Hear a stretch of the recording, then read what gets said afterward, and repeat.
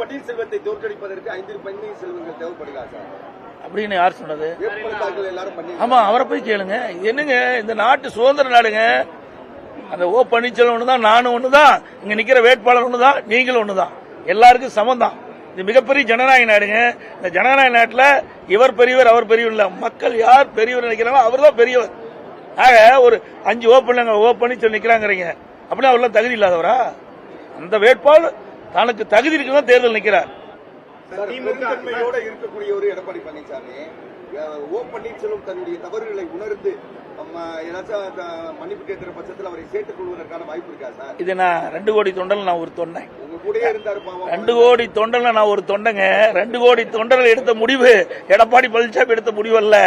நல்லா புரிஞ்சுக்க. ஊடகத்திலே பத்திரிகை சொல்றேன், தனிப்பட்ட முறையில வேண்டுமென்றே திட்டமிட்டு சில கற்பனையான செய்திகள் எடுத்து தவறு. மறக்காம சர்ப்ரைஸ் பண்ணுங்க.